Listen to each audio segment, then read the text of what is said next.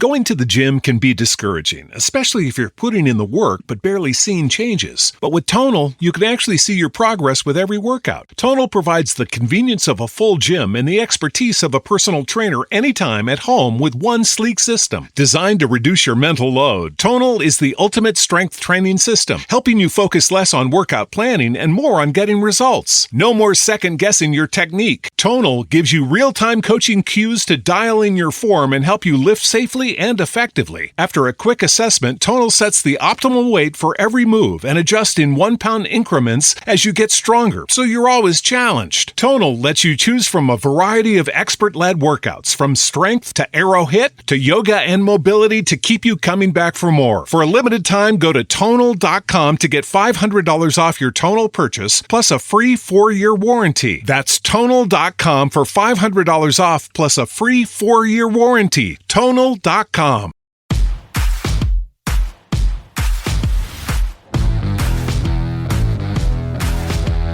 Welcome to the Dogs Podcast with your hosts, Blake Reneker, Justin Charles, and Josh All.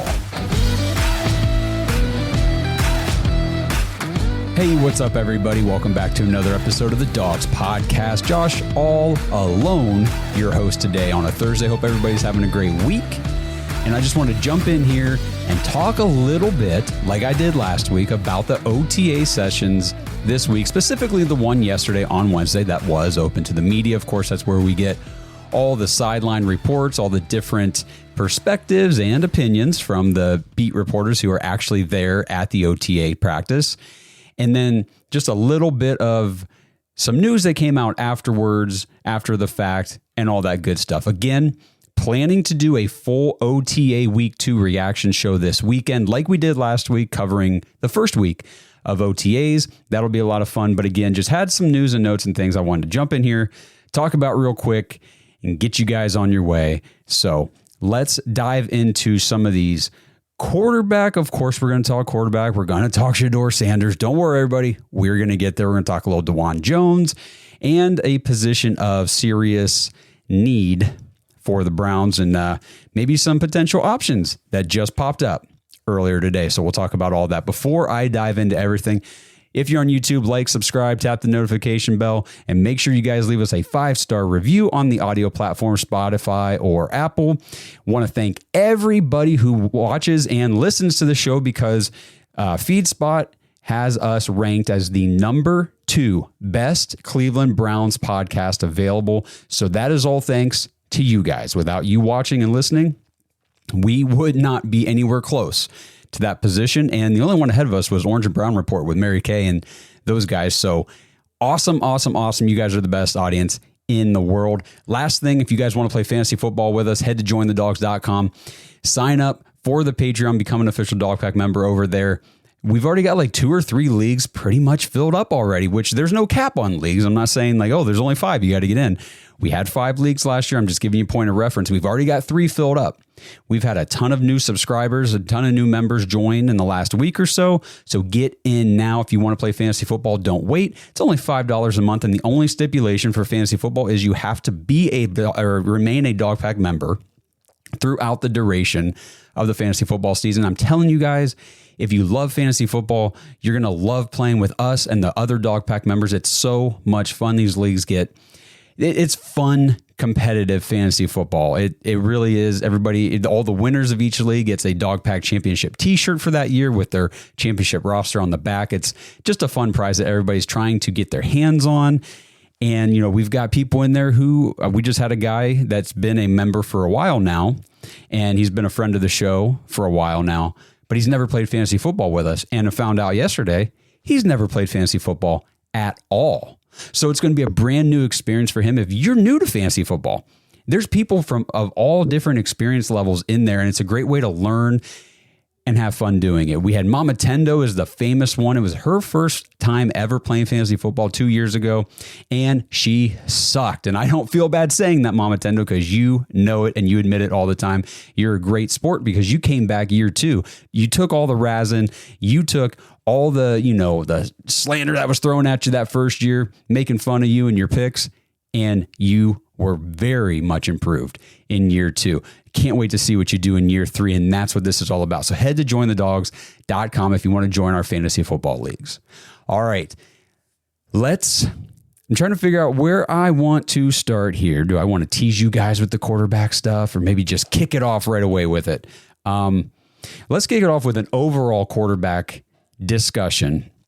And I'm going to go into some Shedeur Sanders specific stuff here in a little while. So obviously ESPN Cleveland was there yesterday at the OTA session, had to put out their week 2 stat tracker for the quarterbacks. They did it last week. They were definitely going to do it again this week. It would look really, I mean, it already looks silly doing it once, but it will look even worse if you only did it once. Might as well just roll with it.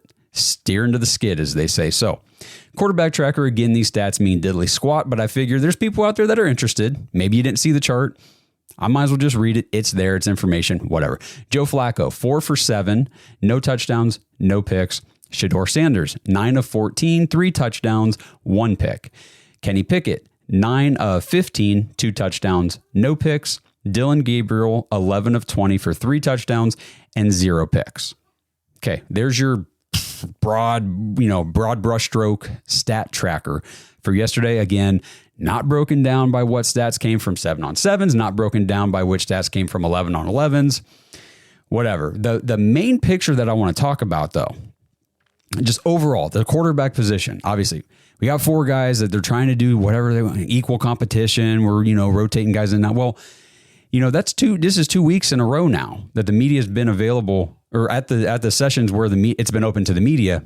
They've come away saying, well, Shedeur Sanders has taken 0 first-team reps. I mean, if they're mixing it up, they're mixing it up on the days that the media is not there. Why? I don't know. But Shedeur Sanders, 0 first-team reps yesterday at the OTA session. Again, I'll save more Shedeur talk for here in a little bit. But the bigger picture for the quarterback situation from the OTAs, I should bring up the stat tracker from last week because I think there was only one last week, but only 1 interception thrown the entire time across all 4 quarterbacks. That's encouraging to me. That's encouraging. If I was pulling up these stat trackers from ESPN Cleveland and each guy had a pick, or, one guy had 2, another guy had 3 picks, I'd be like, okay, maybe these quarterbacks aren't really the answer. Maybe we're not bringing in the right guys. We're talking no turnovers. And I get it's OTAs. I get that a lot of the offensive drives and plays and things like that, the scenarios are scripted more toward, the quarterbacks experiencing success in their plays and all that kind of stuff. Just 1 pick yesterday, and it wasn't even a real pick. It was Shedeur Sanders, and he threw the ball to the perfect location. It's a spot that quarterbacks a lot of times get in trouble. Sometimes you hit a receiver right in the freaking hands. Oh, what a terrible pass, right? No, I'm just kidding. But yeah, he threw the pass. I forget who the receiver was, right off of his hands. Obviously, it was a 3rd or 4th stringer because he's not running with anybody on the 1st string. That's another conversation here in a little bit we'll have. There aren't very many 1st string receiving options to talk about right now. But anyway, he goes off the receiver's hands, deflected in the air, guy picks it off, whatever. That's the 1 pick for the day. I hate that, by the way. Let me just do a quick aside. I hate that interceptions are solely a quarterback's stat. That's why, like, whenever we're talking completion percentages and stuff like that, I really like to look at adjusted completion percentage in tandem with your regular completion percentage, because your regular completion percentage includes things like, spiked balls or passes thrown out of bounds to save a drive or whatever. And it includes things like interceptions thrown that might not be the quarterback's fault. Adjusted completion percentage factors all that in. A ball thrown to the receiver's hands, hit him right in the hands. All that guy had to do was catch it, boom, down. And I don't know if it was a 1st down or how many yards it would have been, but it would have been a completed pass. Goes off his hands in the air, gets picked, and Shedeur gets dinged with the interception. So if you're just looking at the quarterback stat tracker and you didn't watch the videos or you didn't see any of the clips and stuff from OTAs and all that stuff, it really was not an interception on him. It was not a thrown interception. It was a deflected, pass that got picked off. So there is that. Now, let's kind of shift here over to what I just laid reference to, the position that I'm concerned about. So Daniel Oifusi from ESPN, he's the Cleveland reporter from ESPN that follows the Browns and covers them at the on site and everything. He was doing a really good job. First of all, if you don't follow some of these people that I like to reference, go follow them. Like Oyefusi, if I'm even saying his name right, he's a great follow, great information. Cameron Justice is another one. She is just rock solid with her Browns coverage. Love her. Follow these guys. Even Mary Kay. Even if you don't like Mary Kay Cabot, follow these people to get the tidbits from them. If you feel like they've got an agenda they're pushing, this is what I do. I try to figure out why. Or, okay, so I know that, Tony Grossi doesn't like Shedeur Sanders or whatever, or didn't want him to begin with.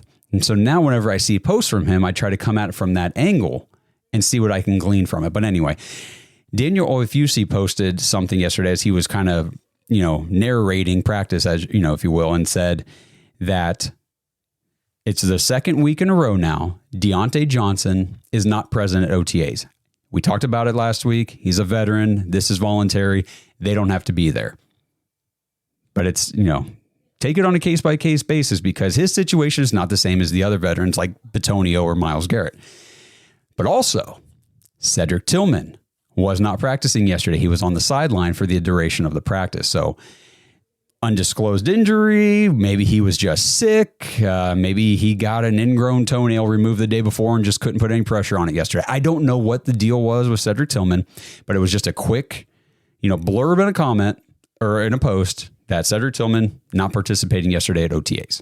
So those two things right there, the absence of Cedric Tillman and Dawand Johnson just made it very, very evident how thin and fragile and unstable our wide receiving core is. Again, Jerry Jeudy, we'll talk about this over the weekend with the other guys, lighting it up at OTAs, making plays, making great catches. He's bulked up a little bit, added some muscle. He looks bigger, faster, stronger. I mean, the dude's always open. Route running was never a question with Jerry Jeudy. Now, he did miss some significant time in 2 seasons with the Broncos, 2 of his 4 seasons in Denver with some injury stuff. And, you always have to worry about that with every NFL player. But now we're talking, okay, so if anything would happen to Jerry Jeudy, if anything were to happen to Cedric Tillman, he was injured just last year, had a concussion, missed the rest of the season. So we have a recent reference of that. If anything, if Dawand Johnson doesn't stick with the roster, that happened 5 times last year for him. We have a recent reference of that. Suddenly you're looking at the wide receiver core going, who the hell are we throwing the ball to? I mean, so say anything, God forbid anything were to happen to Cedric Tillman, Dawand Johnson doesn't stick on this roster, what have you, you're dropping off a huge ledge going from Jerry Jeudy down to who's next? David Bell, just based on seniority? Jamari Thrash, because he's a little more unknown, the 5th round pick from last year that only had 7 targets his entire rookie season, which, by the way, let me make a quick point about Jamari Thrash. It's kind of mind-boggling to me to look back on the 2024 season. This was a 3-14 team, a terrible, terrible team that couldn't move the ball, couldn't score points, sucked every single game. And you're vying for the top pick in the draft and you don't have very many options, talent-wise, skill position. You have a 5th round rookie wide receiver and you can't find a way to get him more than 7 targets on the season. Was he just that bad or what? I mean, and it's not like, oh, well, they had these other guys in front of him. Okay, yeah, sure. We had Amari Cooper at the top of the depth chart start the season. He was gone. Then we had Cedric Tillman behind Jerry Jeudy, and then halfway through the season, he's gone. There were ample opportunities. If Jamari Thrash was good last year, that he should have forced his way onto the field and should have forced his way into targets, but he did not. So for everybody that says, hey, I believe in Jamari Thrash, I think that there's, some potential there. Okay, that's fine. That's great. It's good to have optimism. But just remember, on a terrible, terrible team, that's trying to develop talent for the future because the season is lost, they couldn't get nothing out of that 5th round rookie receiver. So you're dropping off the ledge then from Jerry Jeudy to David Bell to Jamari Thrash to Michael Woods to Luke Floria? I don't know who. That's the problem. And, people are saying, when I pose this question and stuff online, oh, you guys must not realize what Harold Fannin Jr. can do. Okay. Yeah, actually we do, because we were advocating for the Browns to draft him way ahead of the draft because I wanted to see him as the big slot for this team. That's where I think he can succeed immediately as a rookie in the NFL, being an undersized tight end. But he is not an outside wide receiver. Do not make that mistake of thinking, well, if anything happens to Cedric Tillman, we got Harold Fannin. They're not the same player. They're not the same skill set. They're not going to operate the same way. So after Judy, it's then. Because love Tillman, think he's got some potential. Don't know for sure. We saw 2.5 games, 3-game flash last year. Is that what we're going to get, or are we going to get what we saw the other, season and a half that we had with Tillman? So obviously hopes are high, but we cannot just bank on anything with this team and rest on anything like that. So what do the Browns do? As far as, free agency goes, it's like Keenan Allen's out there, 33-year-old or however old he is. That doesn't really move the needle much. I mean, obviously he can come in here and kind of man the slot and all that kind of stuff, but I wouldn't hate signing Keenan Allen, but would he come here? Probably not. And then there are some trades, obviously, on the show here. We've been speculating, we think, and a lot of it just goes back to, please God, let it be true, that we feel Andrew Berry must still be working some sort of trade for a wide receiver somewhere. Because like I just went through the roster and the depth chart, it's just so thin. It's hard to look at sometimes, and you got to imagine they're trying something. Now, a couple names to throw out there. Brandon Ayuk, I saw some reports, some rumors or whatever, that for whatever reason, he is disgruntled or something out in San Francisco.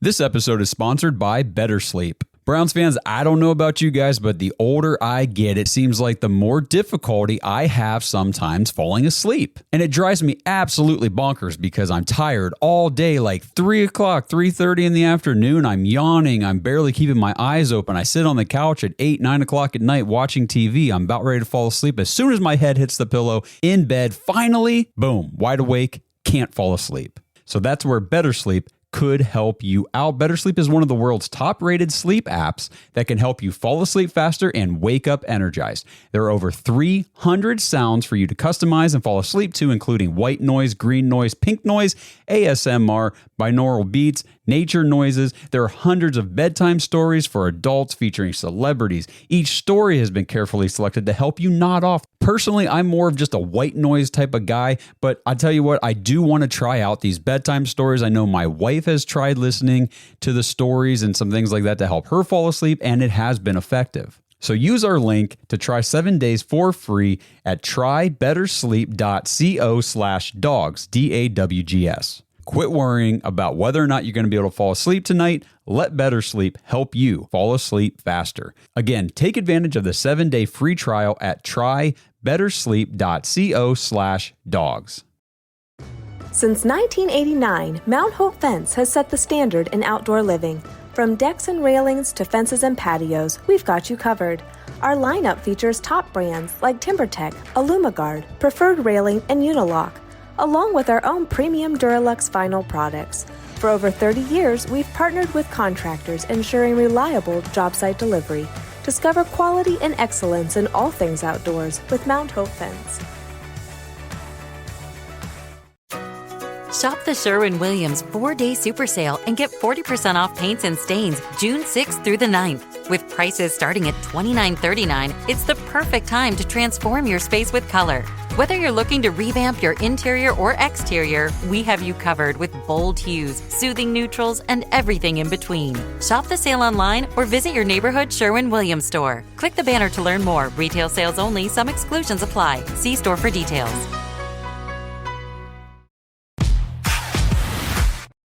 Now, I haven't dived too deep into these rumors or reports or anything like that. So again, don't take this as like I'm reporting it or anything. I'm just telling you kind of based, what I've skimmed through, what I've seen. But I would find a Brandon Ayuk move. And the reason I'm talking about him is because I saw the rumor, and then obviously the Browns have had interest in moving or trading for him the last 2 off seasons. Now, his roster bonus came into effect back in April. I think on April 1st, it was like a $24 million roster bonus locked in on that day. made it really like no sense for the 49ers to move him after that point because they already guaranteed committed that money to him at that moment. So if they were going to move him, it would have been before then. But it's worth mentioning if this is true that there's still, whatever, disgruntled, whatever. If this is true, again, not saying it is. He's somebody still that could be on the radar. Another guy, obviously, we talk about Chris Olave with the Saints a lot. They picked up his 5th-year option ahead of this before May 1st here. And then, he's like the only really lead receiver they could possibly have on that roster right now. So I think they're locked into him this year. They do not seem to be very interested in moving him. And I think it would take more than what the Browns are probably willing to offer, considering the state of our team at the moment. So the other piece of news then that came out today that perked my ears just a little bit, or I guess my eyes because I read it.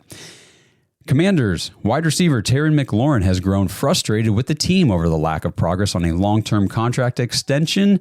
McLaurin is in the final year of his deal and recently left voluntary workouts. So he showed up for OTAs, got frustrated with the way the contract negotiation was going on to get an extension done there in Washington, and he left. Again, he's a veteran. He doesn't need to be there, but he was there. I think it's interesting that he was there, and he was so frustrated that he said, screw it, I'm out. I'll be back next week when it's mandatory. If I'm Andrew Berry, I'm picking up the phone to Washington saying, hey, what's the price? Let's talk. I don't know how NFL GMs, kick off those conversations, but just you got to touch base. Terry McLaurin is a phenomenal wide receiver in the NFL. Obviously, it's an interesting scenario with him because he's a little older. He's older than people might think. I think he's like 30 already, isn't he? 30 or 29. I'm going to look it up real fast. He's 29. He's going to turn 30 right at the beginning of the season. So this is going to be his age 30 season already for Terry McLaurin.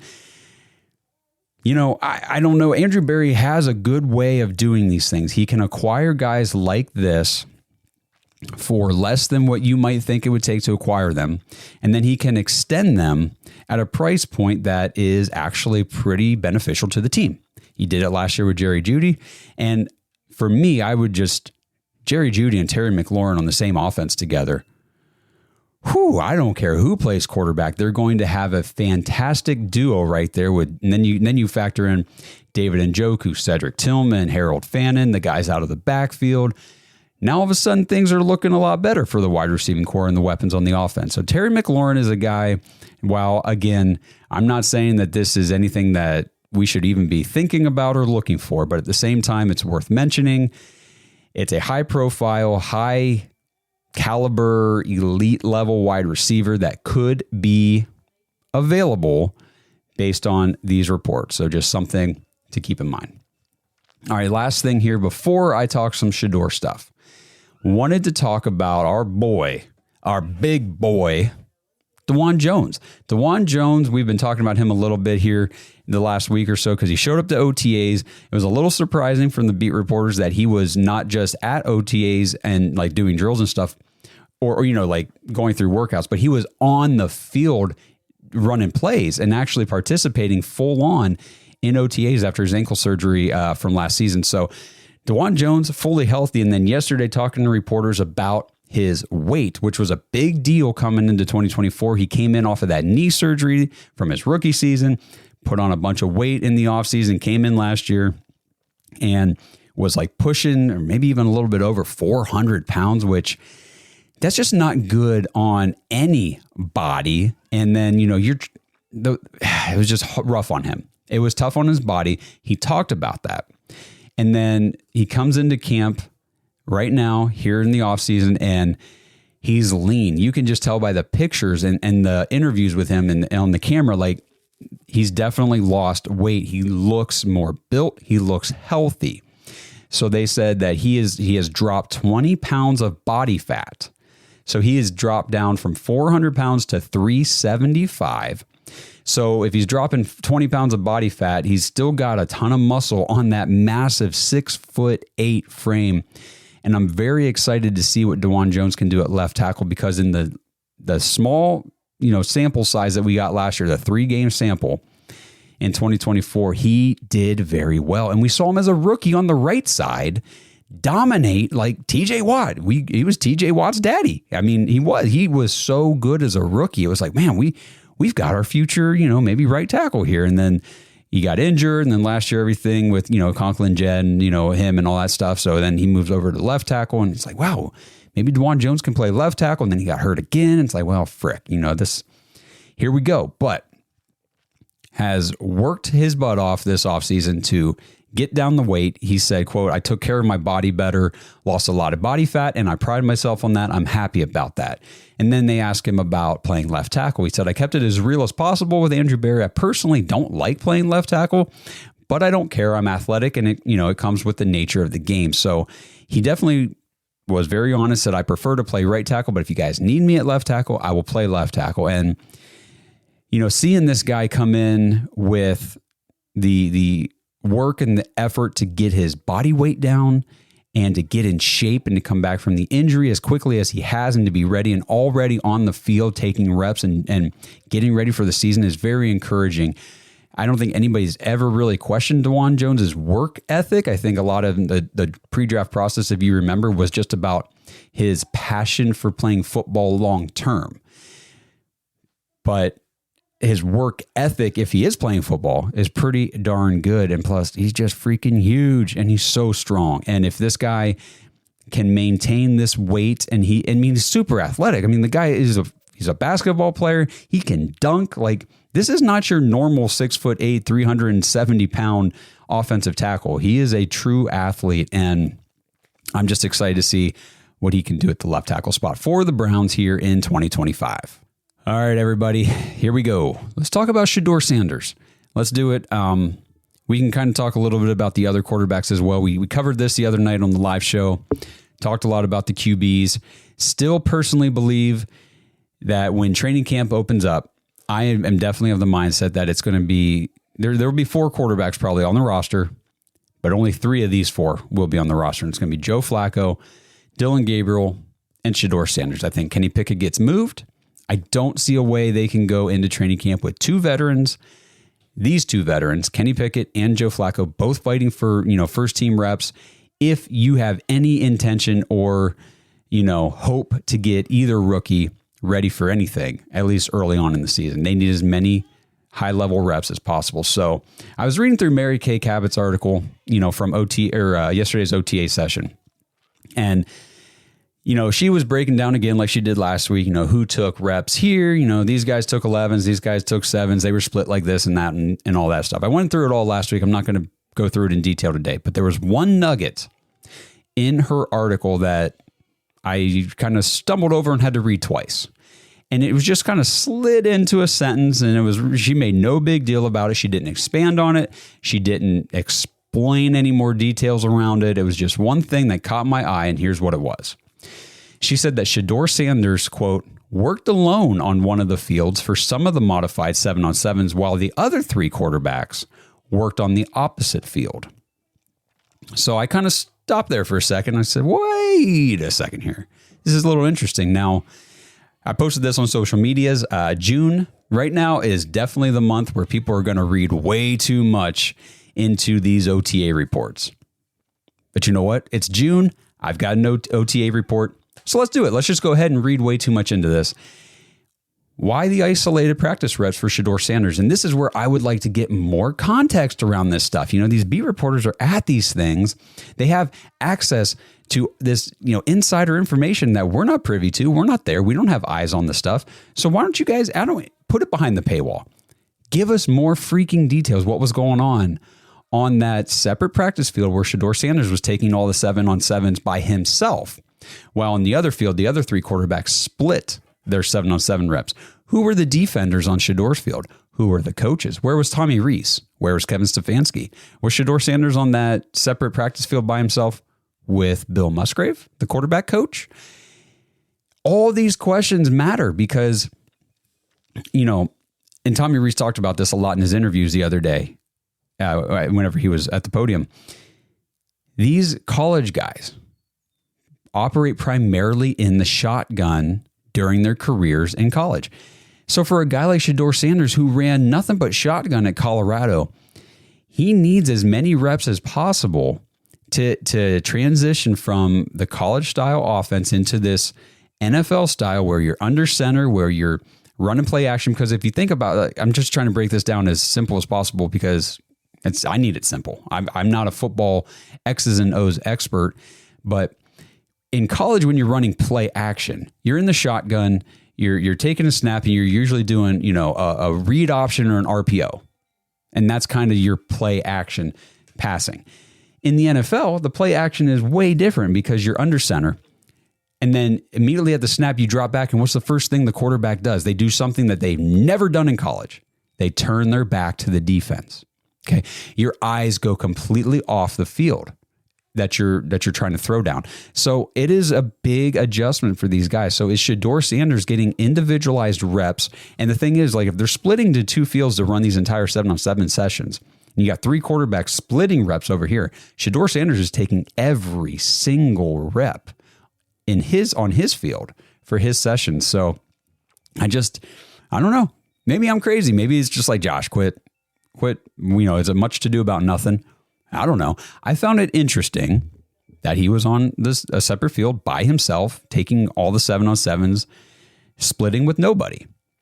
So I do think that there's definitely some, and maybe this is just the Browns saying, hey, look, we're not going to tip our hand to anything right now because we do still want to try to drive up some trade price for either Joe or Kenny. We don't want to show anything, but maybe they've already seen enough to say, hey, we think Shedeur Sanders can be the guy. So we're going to, we'll get him over there with the third and fourth string guys or whatever, but we got Bill Musgrave over there. And again, I'm speculating. I was not there. I don't know if this is true. I'm just spitball speculating here, but maybe they're thinking we'll just put him over there with Bill and who knows, maybe like an offensive line coach or whoever, just to help him get more reps and get more comfortable in this pro style offense where I can't say it enough, but it is a big deal when the quarterback, all of a sudden now you've never done this or you've done it very little, but you're taking snaps where immediately upon getting the ball, you are turning your back to the defense, taking your eyes off the routes, taking your eyes off the defenders, off the line, off everything to run a play fake. And then you immediately have to turn around and know where you guys are supposed to be, where your reads are. And that's why pre-snap awareness, pre-snap reads, and all that kind of stuff is so important for these guys because you got to walk up to the line and be able to say, okay, as soon as I turn around for my play action, this is what I think I'm going to see based on what the defense is showing me right here or over here or whatever. So I think you could look at it either way. Hey, they got Shedeur working off to the side, and then they got the three guys that they're vying for the starting job on the other side. Joe, Kenny, and Dylan. Or you could look at it like, hey, they've got the three guys over here. They know they're trading one of these two, and they're making sure that they're putting as much time over on the other field into Shedeur so that he's ready. Because like Blake said the other night, at the trajectory things are going based on everything we're hearing from the beat reporters. And now it's from minicamp to OTA session 1 to OTA session 2. It's been pretty much a consistent vibe of Shedeur Sanders looks like the best quarterback on the field. That is kind of the universal, unanimous takeaway from a lot of these reporters. I mean, without anybody glazing him on this stuff, that's kind of what I'm reading between the lines. So there's a very, very real possibility that the season does open up with Joe Flacco, because I think it's smart to open up with a veteran. Go out there, try to establish yourself. If you're trying to establish this, get back to this identity on offense, get back to the run game, kick it off with a veteran who knows how to run the freaking offense, who's had success, is going to have success, and that you also know is not going to make it the whole season. And just the plan after that, Shedeur Sanders takes over as soon as Joe Flacco either flames out, starts throwing too many picks, gets hurt, or you just start losing a stretch of games where it's like, let's just make a change. Either way, I think start Joe and Shedeur, and then, if Shedeur shows out, now the Browns got 2 first-round picks next year to play around with to see what they can add to this offense. So I think it's encouraging. Again, it's just OTAs. I get it. It's helmets and shorts, but again, it's all we have right now. It's it. We don't have anything else. I love the comments on social media. People say, I need to see these people in a game. Quit talking about this stuff until we see them play a game. Okay, well, just don't scroll through our stuff until September, I guess. I don't know what to tell you. We don't have games yet. We have OTAs. That's all there is to talk about. And that's what we're doing. So let me know what you guys think in the comments. Again, kind of a shorter episode today, but just wanted to do some quick hitters on those things. Talk about the whole separate field, isolated field practice reps thing with Shedeur. Still did not get any first team reps. I did want to mention that again because we were in our group chat the other night and Blake texted us and said, at some point, they're going to have to get Shedeur some first team reps. Otherwise, like, what's the point here? I'm, basically Blake said, I'm going to lose my freaking mind if they don't start doing that. I think it's coming. And I don't think it's going to be next week at mandatory veteran minicamp. I think next week, again, you're going to hear, I'm sure he'll take a couple 11-on-11s, but it's not going to be with the first team. We'll probably have the reports. No more still no first team reps, like the title of this podcast, for Shedeur Sanders. But then we get summer break coming up till the end of July when these guys come back for training camp. And I think the quarterback complexity looks different at the end of July when the team reports back for training camp. That's my prediction. We'll see if it's true. Let me know in the comments what you guys think. Appreciate everybody tuning in. Again, like the video, subscribe to the channel, tap the notification bell, head to jointhedogs.com if you guys want to play fantasy football with us. The sign-up registration post is live and active. We've already got I think 3 or almost 3 leagues filled, ready to go. So let's keep filling them up. We will add as many leagues as we have to accommodate everybody. But get in now because once we start coming up to that cutoff, like Blake said the other night, the cutoff is August 22nd. But if we've got a nice even number of leagues and everything's set at August 15th or whatever, we're just going to cut it off. So get in now, get your names on the list. Again, just $5 a month. It helps support the show, and you guys get to have a fun fantasy football season. Sync up the private Discord, jump in the chat with everybody. We're talking about all kinds of stuff, not just Browns, but it is such a great diehard Browns community, and we would love to see you guys there. So jointhedogs.com. Thanks again for tuning in. We'll talk to everybody this weekend when we do a full OTA Week 2 reaction show. You guys enjoy the rest of your week. Let's go Browns. Thanks for listening to another episode of the Dogs Podcast. Make sure you subscribe on YouTube and follow us on Twitter at The Dogs Podcast. Get your thoughts on the show at thedogspodcast.com.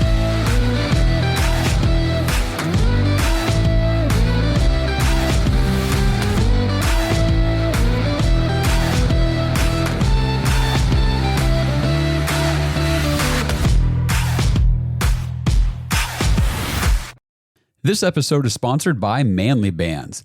Guys, is your wedding band old, outdated, or just not the same taste you had when you were younger? Or hey, maybe you're about to get married, but you don't want to deal with the salespeople at the jewelry stores. Manly Bands has the best wedding bands made specifically for men. They have the classic timeless gold and white gold styles, but they also have rings made from platinum, black zirconium, tungsten, titanium, even materials like meteorite and dinosaur bone. Yes, your wedding ring could be made from a dinosaur fossil. That is a real thing. They also have different ring collections like their Jack Daniels rings made from actual Jack Daniels whiskey barrels. They also have Lord of the Rings and DC Comics band collections. Head over to manlybands.com/dogs and take advantage of their 30% off sale with free shipping. Plus, use promo code DAWGS, DAWGS, when you check out for another 10% off your order. Now, every Manly Band comes with a free silicone ring, and if you don't know your ring size, that's okay. You can order a free ring size chart from Manly Bands to make sure that you know exactly the right size before you order. And then if you get your ring and it doesn't fit just right, you can always return it or exchange it without any hassle. And I know this because I like my rings to be a little more loose, and the first band that I got was just a little too snug for the way I like to wear it, so I exchanged it, and the whole process was quick, easy, and I had my new ring in no time. And now, Manly Bands is even accessorizing men beyond just your wedding rings with their chain necklaces and chain bracelets made for men by men. And if you need groomsmen gifts or anything else, Manly Bands has you covered with their barware, whiskey glasses, flasks. They even have customized coasters and flight trays. So skip the jewelry stores, avoid the salespeople, and get a wedding band that was designed for you. Manlybands.com/dogs to get 30% off, free shipping, plus get an extra 10% off when you use code DAWGS, DAWGS, when you check out.